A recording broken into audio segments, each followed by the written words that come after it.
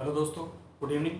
तो कल हमने मारवाड़ का इतिहास है वो कंप्लीट किया था। मारवाड़ में राठौड़ सत्ता है उसके बारे में डिटेल से देखा था। आज हम बीकानेर के राठौड़ है उनके बारे में चर्चा करेंगे। बीकानेर में राठौड़ वंश की स्थापना करने वाला शासक और उनके बारे में जानकारी है उसके बारे में पढ़ेंगे। तो सर्वप्रथम जिस प्रकार राव सिया के द्वारा पाली के आसपास राठौड़ वंश की स्थापना की थी, उसी प्रकार अगर हम बात करते हैं बीकानेर में भी कोई व्यक्ति आया जिसके द्वारा राठौड़ वंश की स्थापना की जाती है। तो हमने मारवाड़ के शासकों की श्रेणी जब पढ़ी थी तो इसमें हमने शासक देखा था राव जोधा है। तो राव जोधा के 5वें पुत्र राव बीका ने जंगल प्रदेश में कर्णिवाता के आशीर्वाद से 1465 में नींव रखता है किसकी? बीकानेर की नींव रखता है। 23 वर्ष का समय लगता है और 23 वर्ष के समय के बाद 1488 में बीकानेर स्थापित करता है।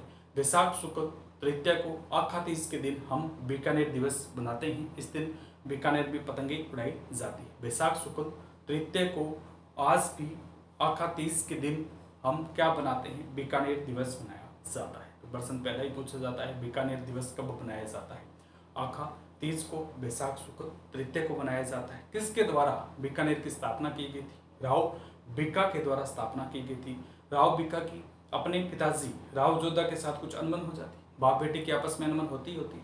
इस प्रकार जोधा के द्वारा बीका को कुछ कह दिया गया था। बीका अनबन के कारण वहां से जोधपुर से चला गया था और वहां से निकलकर जो जोधपुर के आगे का जो भाग आता है बीकानेर की तरफ जंगल पड़ा था, इसलिए इसे जंगल प्रदेश कहा जाता है। इस क्षेत्र में राठौड़ की एक नवीन सत्ता स्थापित करता है, जिसको आशीर्वाद किसने दिया था? कर्णी माता ने, जिसे उसमें रिद्धि बाई के नाम से जाना जाता था। कर्णी माता का मंदिर वर्तमान में देशनोक में, उस मंदिर की जो माता थी उसके द्वारा रिद्धि बाई के द्वारा नींव रखी गई थी और आशीर्वाद दिया था। और जो बीका के अन्य चाचा ताऊ थे उन्होंने इसका साथ दिया था। इस प्रकार बीकानेर की जो स्थापना राव बीका के द्वारा की जाती है। इसके बारे में एक कहावत भी है, 1545 शुक्ल बैसाख सुमेर है। 1545 शुक्ल बैसाख सुमेर है। थावर बीज थ्रापियो बिक्का बीकानेर है। थावर बीज थ्रापियो बिको बीकानेर है, यानी बीका ने बीकानेर की स्थापना की थी, थावर के दिन की थी, शनिवार के दिन की थी। इसलिए वैशाख शुक्ल तृतीया को आखा तीज को आज भी हम बीकानेर दिवस मनाते हैं। इसके बाद हम चर्चा करेंगे इसके शासकों की। जिस प्रकार हमने मारवाड़ के शासकों की श्रेणी देखी थी कि रावसिया से किस प्रकार स्टार्ट होते और अंतिम शासक हमने कौन से पढ़े थे? हुणत सिंह व हनुमत सिंह। जोधपुर के या मारवाड़ के अंतिम परगने के शासक थे हुणत सिंह व हनुमत सिंह। मोहम्मद अली की जिन्ना के कहने पर पाकिस्तान में जाना चाहते थे, लेकिन भारत सरकार के मुख्य सचिव वीपी मेनन और सरदार वल्लभ भाई पटेल के प्रयासों से राजस्थान में मिलना उन्होंने स्वीकार किया था। तो इसी प्रकार बीकानेर की अगर हम बात करते हैं तो इसके प्रथम शासक थे राव बीका है। 1465 से लेकर 1504 ईस्वी तक बीकानेर के शासक के रूप में यह रहते हैं। तो प्रथम शासक कौन होते हैं? राव बीका जी है। 1465 में इनके द्वारा नींव रखना स्टार्ट की जाती है और 1504 तक 1488 में कार्य पूर्ण किया था। बीकानेर स्थापित कर लेते हैं। 1419 में रानीगढ़ जोधपुर है वो बैठाया था, इनके द्वारा बसाया गया था। तो इसी प्रकार अगर हम बात करते हैं 1488 में बीकानेर को स्थापित कर लेते हैं। 1465 से 1504 तक बीकानेर के प्रथम शासक कौन रहते हैं? अपने बीका जी यहाँ की स्थापना करते हैं। इसके बाद में अगले शासक कौन से आते हैं? लूणकर्ण। राव लूणकर्ण है। राव लूणकर्ण की अगर हम बात करते हैं तो 1504 से बीकानेर के शासक के रूप में गद्दी पर बैठते हैं और 1504 के अंतिम समय में यानी 1505 से लेकर 1526 तक यह यहाँ के शासक रहते हैं। तो दूसरे शासक कौन से आते हैं? 1505 से लेकर अंतिम समय में था, 1504 तक तो वो रहे थे।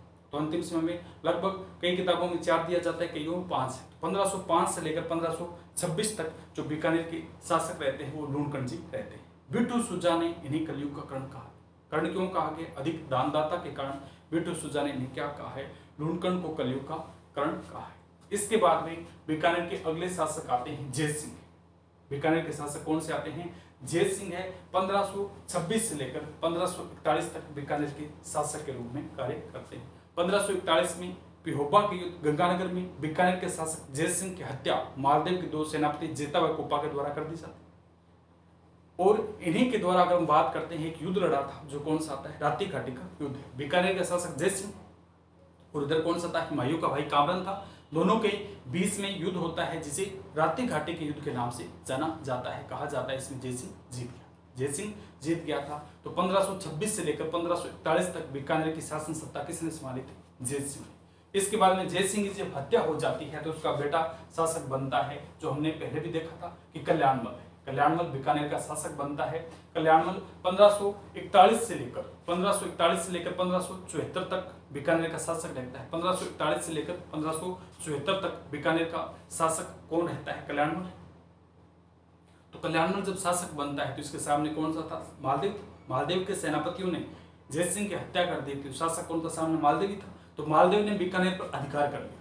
तो इसलिए अपना जो कल्याणमल है वो कहाँ चला जाता है? शेरशाह सूरी के अधीनता में चला जाता है। शेरशाह सूरी की अधीनता स्वीकार करता है। हमने पढ़ा था, अभी पढ़कर आए थे, मारवाड़ का इतिहास पढ़ा था। तो एक तो कौन से आते हैं? कल्याणमल ने शेरशाह सूरी की अधीनता स्वीकार की थी। दूसरा विरमदेव मेड़तिया कहा जाता है, उसने भी इसकी शेरशाह सूरी की अधीनता स्वीकार की थी। तो कल्याणमल के द्वारा अधीनता स्वीकार की जाती है। बाद में अपने पिता की मृत्यु के बाद शासक कौन बनता है? कल्याणमल 1541 से लेकर 74 तक। इसके बाद में अगले शासक आते हैं 1574 से लेकर 1612 तक, राय सिंह।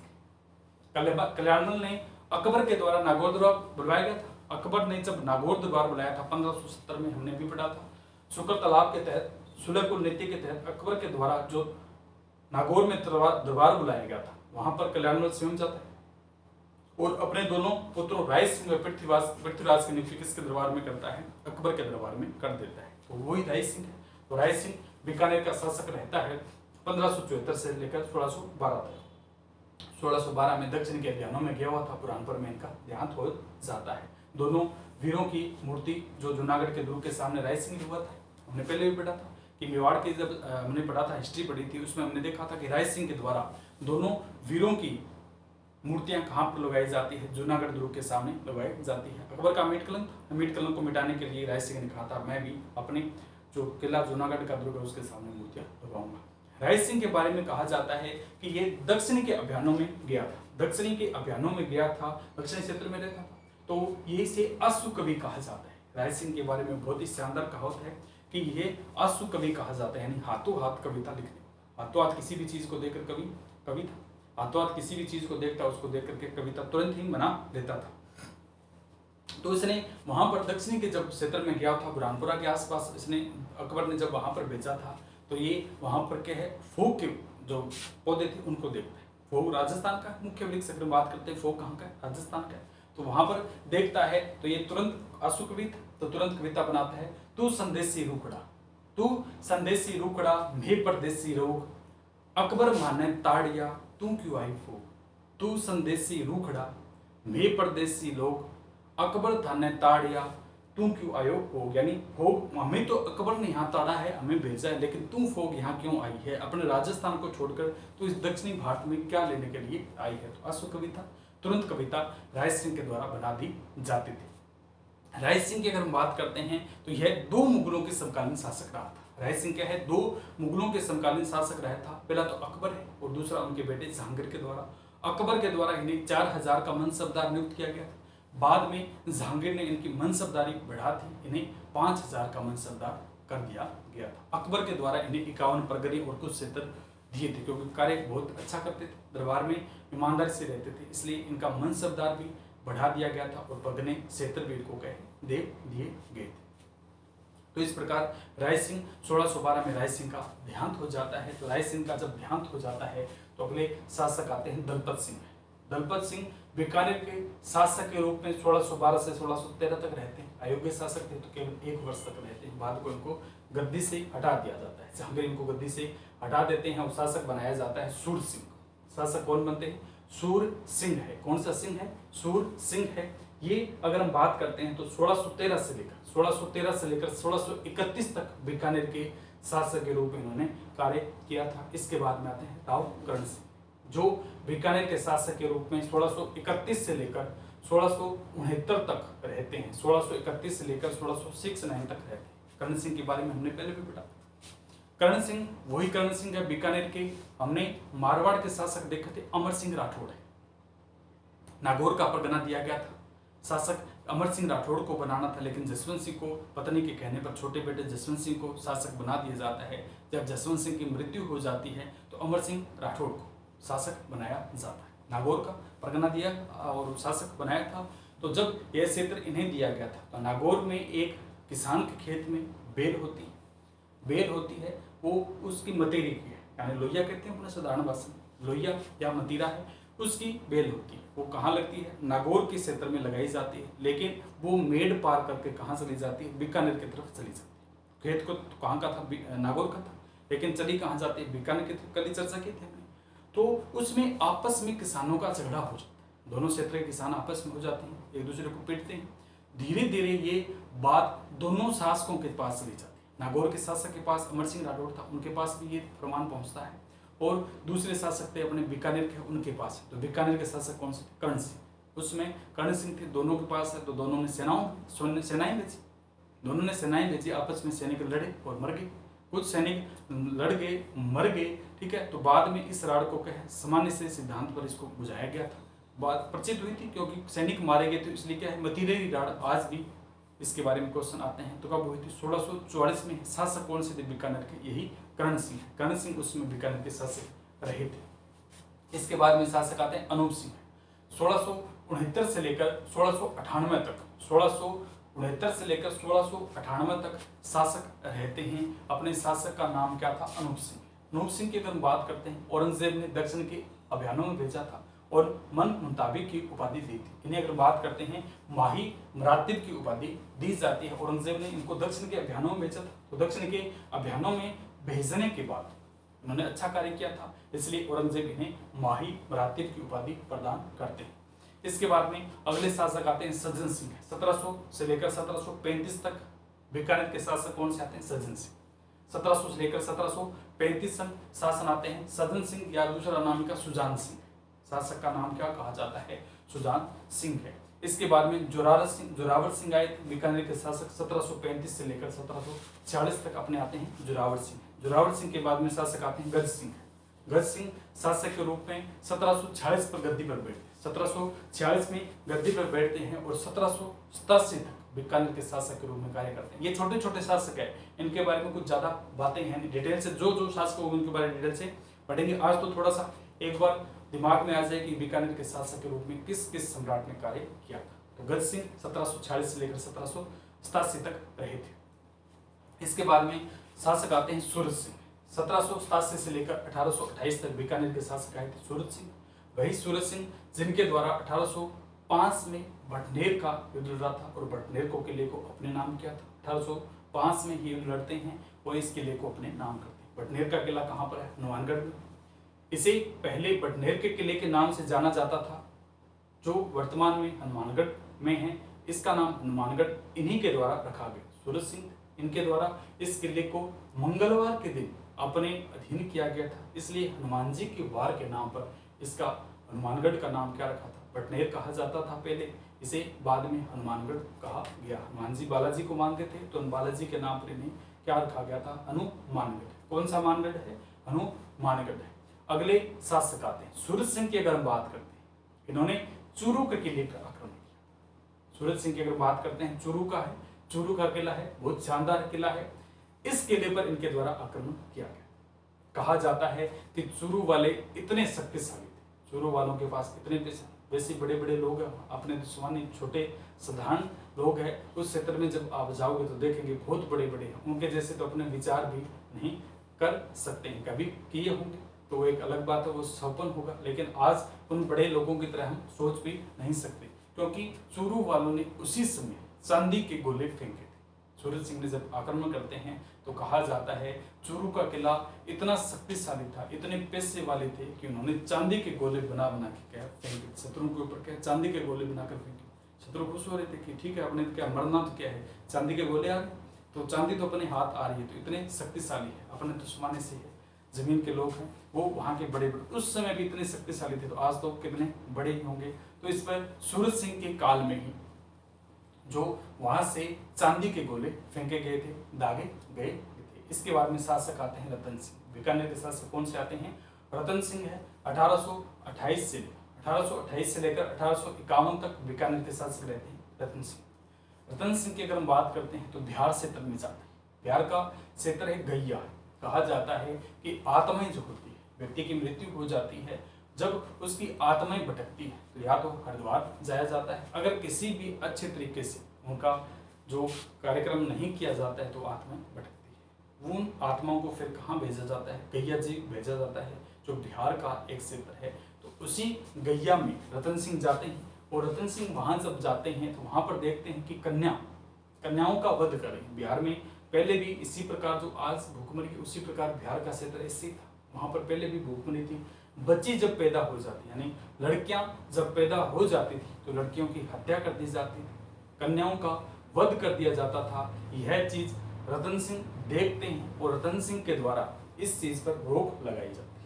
रतन सिंह ने क्या है, इस कन्या वध पर रोक लगाई थी। तो रतन सिंह बिहार के गैया जाते हैं, कन्या वध पर रोक लगाते हैं। ये क्वेश्चन बहुत बार आया था कि बीकानेर के वह शासक बताइए जिनके द्वारा कन्या वध पर रोक लगाया गया। तो वो शासक कौन से आते हैं?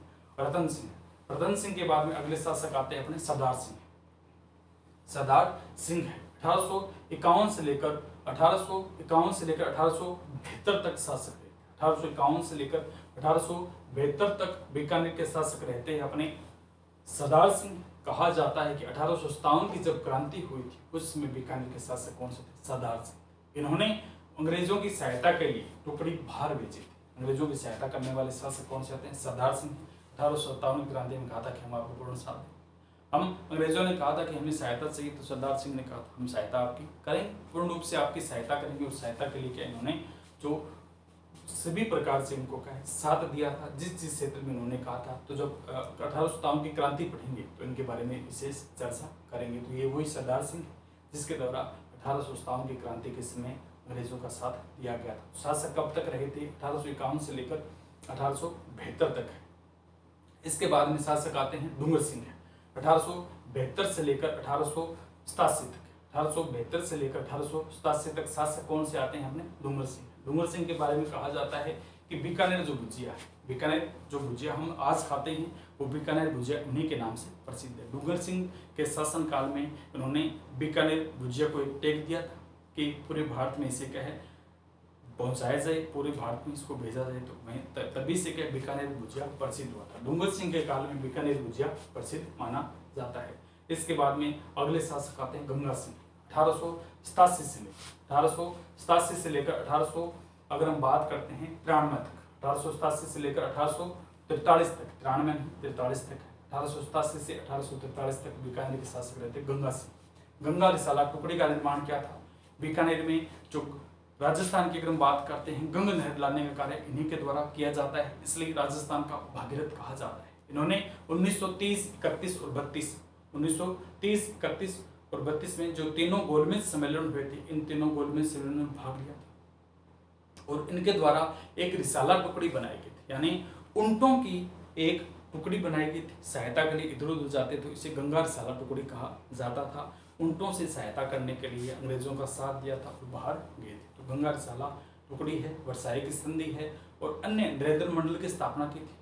नरेंद्र मंडल की स्थापना की थी ब्रिटिश सरकार को अपने इम्प्रेस करने के लिए, ठीक है। प्रिंसेस ऑफ ब्रिटिश का नाम लिखवाया था, सिक्के चढ़वाए थे उनके प्रिंसेस के नाम से, क्या इन्होंने सिक्के चढ़वाए थे प्रिंसेस ऑफ गंगानगर के अपने नाम से, क्या है उस जो वहाँ की प्रिंसेस थी ब्रिटेन की, उनको इम्प्रेस करने के लिए क्या है उनके नाम से इन्होंने सिक्के चढ़वाए थे। तो डिटेल से पढ़ेंगे गंगा सिंह के बारे में। इसके बाद में अगले शासक आते हैं बीकानेर के सादुल सिंह। 1900 अगर हम बात करते हैं 43 से 1949 तक बीकानेर के शासक कौन रहते हैं? सादुल सिंह। सादुल सिंह कहा जाता है कि राजस्थान का एकीकरण हुआ था, उसमें राजस्थान के शासक कौन से थे? बीकानेर के शासक कौन से थे? सादुल सिंह। 1857 की क्रांति की बात पूछेंगे तो 1857 की क्रांति के समय बीकानेर का शासक था सरदार सिंह। गंग नहर का निर्माण करवाया था, प्रिंसेस ऑफ ब्रिटेन को इम्प्रेस करने के उनके नाम से सिक्के चलाए थे, वो कौन से थे? गंगा सिंह थे। और वर्साई की संधि में भाग लेने वाले व्यक्ति थे गंगा सिंह। गोलमेज सम्मेलनों में जाने वाले व्यक्ति कौन से आते हैं? गंगा सिंह। अगर अपने से पूछा जाएगा कि राजस्थान का जब एकीकरण हुआ था उस समय बीकानेर के शासक कौन थे, तो उसमें हम बात करेंगे सादुल सिंह की। सादुल सिंह बीकानेर के शासक के रूप में 1943 से लेकर 1949 तक रहते हैं। 1949 में राजस्थान का एकीकरण हो गया था। एकीकरण में सभी रियासतें राजस्थान में एकीकरण में मिल जाती है, सभी ने संयुक्त रूप से इकट्ठा होना स्टार्ट किया था। और सभी जब इसमें मिल जाती है तो उसमें शासक कौन से थे? सादुल सिंह है। उन्होंने कहा था हम भी राजस्थान के एकीकरण में मिलना स्वीकार करते हैं और राजस्थान को रियासतों के रूप में नहीं जानकर अब किस रूप में जाना जाएगा? एक ही भाग के रूप में जाना जाएगा। राजस्थान का एकीकरण हमने पढ़ा 7 चरणों में होता है, तो राजस्थान का एकीकरण 7 चरणों में होता है। उसमें बीकानेर ने मिलना स्वीकार किया था। जब मिलता है तो शासक बनते हैं अपने सादुल सिंह है। तो इस प्रकार राजस्थान के जो बीकानेर के राठौड़ वंश है उसके बारे में हम एक एक कर चर्चा करेंगे। चर्चा स्टार्ट कहाँ से करेंगे? बीकानेर। बीकानेर के शासक बीका से। राव बीका है जो 1465 से लेकर 1504 ईस्वी तक बीकानेर के प्रथम शासक के रूप में इन्होंने काम किया था। इनके बारे में कहावत आती है 1545 हमने भी पढ़ा है। 1545 से शुक्ल बैसाख सुमेर, शुक्ल बैसाख सुमेर है। थावर बीज थ्रापियो बिको बीकानेर है, यानी शनिवार के दिन बीकानेर ने बीकानेर की स्थापना की। थ्रापियो माने थ्रापना है। राजस्थान में जाते हैं तो बीकानेर की साइड क्या कहते? थ्रापियो। ब्याह थ्रापियो है। कौन सा थ्रापियो? ब्याह थ्रापियो। किसी प्रकार का कार्य करते हैं तो इसे आयोजन करना या थ्रापना कहते हैं। तो इसी प्रकार बीकानेर के द्वारा अपने पिता से अनबन होने के कारण वैशाख शुक्ल तृतीया को अखातीस को बीकानेर की स्थापना की जाती है। बीकानेर को स्थापना करने के बाद अन्य शासक इनके सम्मिलित होते हैं, उस क्षेत्र का ये विस्तार करते हैं। राठौड़ सत्ता यहाँ पर स्थापित की जाती है। रिद्धि बाई और करणी माता ने इन्हें विशेष आशीर्वाद दिया था। उन्हीं के आशीर्वाद से उन्होंने इस बीकानेर की स्थापना की। जंगल प्रदेश था, बिल्कुल खाली था, और उस क्षेत्र में क्या बीकानेर बसाते। आज जाएंगे तो यहाँ पर क्या जो मरुस्थल के रूप में दिखाई देता है। कहीं कहीं बीच में जो क्या है पानी की है, जैसे ही जाते हैं तो थोड़े दूरी पर तो क्या है भूमि अच्छी आती है, बाद में क्या है मरुस्थल के रूप में दिखाई देता है। बीकानेर से आगे नागौर की तरफ जाते हैं तो वहाँ लाल भूमि है, लाल मिट्टी की भूमि है, और उससे आगे जब जोधपुर की तरफ जाते हैं तो फिर थोड़ी सी जगह भूमि आती है, और उसके बाद में वही उसी प्रकार का रेगिस्तान। जोधपुर से आगे वाला क्षेत्र तो बाढ़ और जैसलमेर है वो तो क्या रेगिस्तान की तरफ। तो इसी क्षेत्र में बीकानेर था। वहाँ से जोधपुर से आते हैं इस साइड की, और जोधपुर से पीछे की ओर हटे थे, और इसमें बीकानेर की स्थापना की थी। तो कल हम इसके बारे में डिटेल से धीरे धीरे पढ़ेंगे। इसमें ज़्यादा कुछ है नहीं, लगभग होता है एक क्लास में कंप्लीट हो जाए, नहीं तो 2 क्लास में बीकानेर कंप्लीट हो जाएगा। आज तो हमने देखा था कि कौन कौन से शासक थे, कौन कौन से बीकानेर के शासक थे। तो पहला शासक हम पढ़ेंगे राव बीका, और अंतिम शासक हम पढ़ेंगे बीकानेर के सादुल सिंह। कौन सा सिंह है? सादुल सिंह है। तो ओके दोस्तों, खुश रहिए, मस्त रहिए और आगे बढ़ते रहिए। कल हम इसके बारे में डिटेल से चर्चा करेंगे। थैंक यू दोस्तों।